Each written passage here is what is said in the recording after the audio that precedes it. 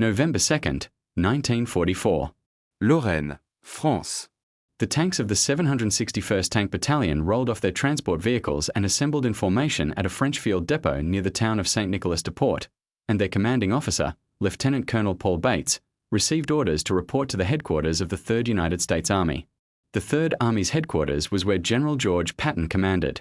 Bates drove to Patton's headquarters and was directed to a room where Patton stood in front of the 761 SD's assembled officers, the ivory-handled revolvers on his hips, the stars on his helmet, the entire theatrical apparatus of the most celebrated American general in the European theater, and delivered the address that became the most repeated quote associated with the 761st Tank Battalion's history.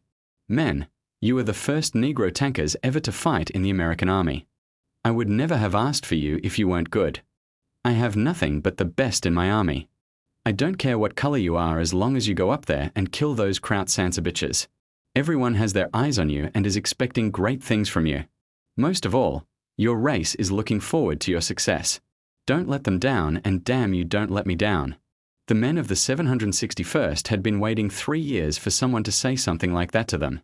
The 761st Tank Battalion had been activated at Camp Claiborne, Louisiana, in April 1942, as part of the Army's reluctant acknowledgement that Black Americans could serve in armored units, an acknowledgement that came with all the qualifications and limitations that the Army's specific racial calculus of the era specified. Camp Claiborne, Louisiana was in the specific South that the men of the 761st, many of whom had grown up in the North and Midwest and who had volunteered for service, now found themselves living in, a South where the specific indignities of legal racial segregation were daily reminders that the democracy they had enlisted to defend did not yet extend fully to them.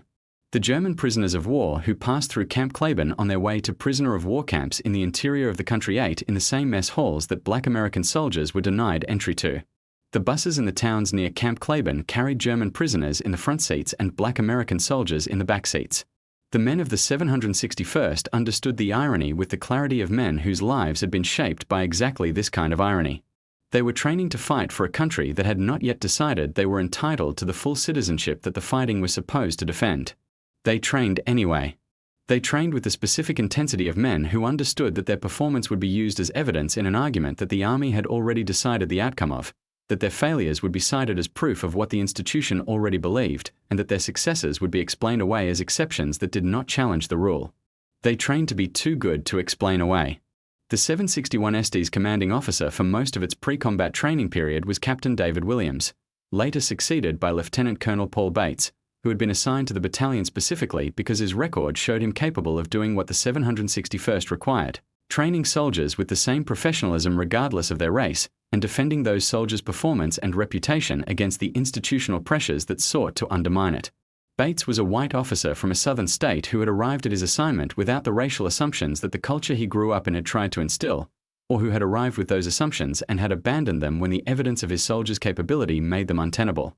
In either case, he was the commanding officer the 761st needed, and the relationship between Bates and his soldiers, grounded in the specific mutual respect that professional military performance produces, was one of the foundations on which the battalion's combat record was built. The 761st arrived in England in the summer of 1944 and received the orders that brought them to France and to Patton's headquarters in November.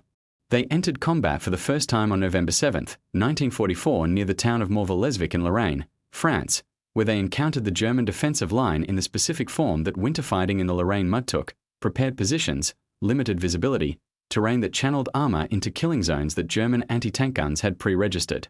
Private First Class Ernest Brown's tank was the first 761st tank to fire in combat, and the crew's reaction to that first shot, the way that years of training resolved into action in the specific instant that the trigger was pulled, was described by Brown in a letter home that his family preserved. "We trained for this moment for 3 years," Brown wrote. "When it finally came, it wasn't dramatic. You identified the target, you confirmed the range, you fired. The training takes over. You don't think about what it means. You think about the next target." The 761st fought through 183 consecutive days of combat, from November 7, 1944 to May 6, 1945, the day before Germany's unconditional surrender.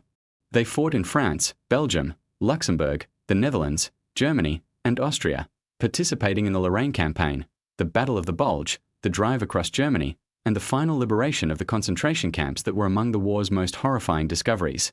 The specific engagement that produced the 761 ST's most celebrated individual action was at Tillet, Belgium, in January 1945, during the Battle of the Bulge. Staff Sergeant Ruben Rivers was 23 years old and had been fighting with the 761st since its first combat in November. He had already been wounded once, severely enough that medical officers had ordered him evacuated for treatment. He refused evacuation.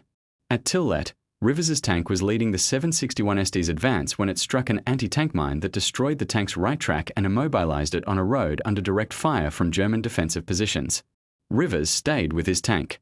He could have evacuated with the rest of his crew, who were ordered off the vehicle because the exposed position was under fire. He kept his main gun operational and continued to provide covering fire for the unit's advance from his disabled tank, keeping his gun firing while the rest of the unit moved through the German position he was suppressing.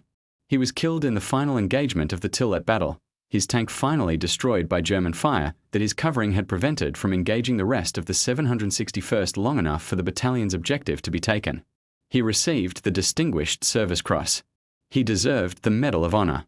He did not receive it because he was black.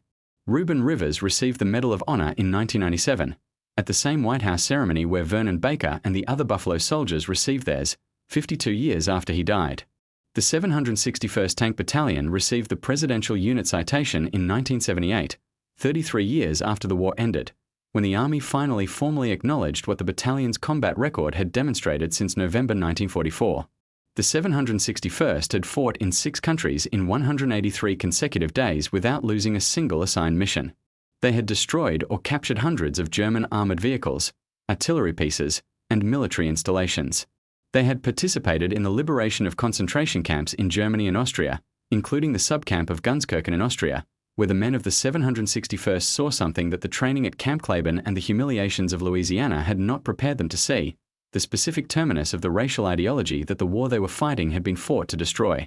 The men who had trained at a camp where German prisoners ate before black American soldiers, who had been told that they were not expected to succeed in combat, who had fought 183 consecutive days and had been awarded Distinguished Service Crosses for actions that merited medals of honor, stood at the wire of Gunskirchen and looked at what the ideology they had been fighting against looked like when it was given institutional expression and the power to implement itself.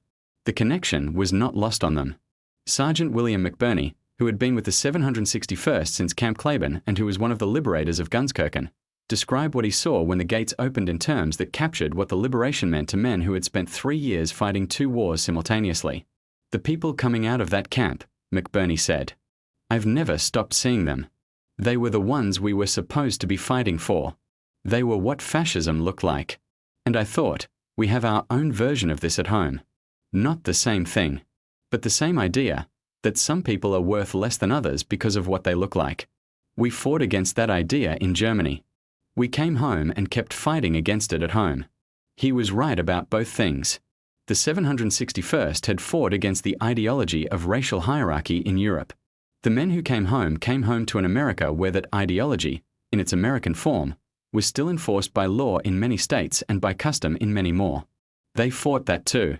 Not with tanks but with the specific authority of men who had proved their point by proving it in 183 consecutive days of combat in 6 countries, who had stood at Gunskirchen and understood what the ideology they were fighting looked like in its most extreme form, and who had come home with the specific determination of men who knew exactly what they were fighting for. The 761st Tank Battalion. The Black Panthers. 183 days. 6 countries. No lost missions. And the Medal of Honor, eventually. 52 years later, but eventually.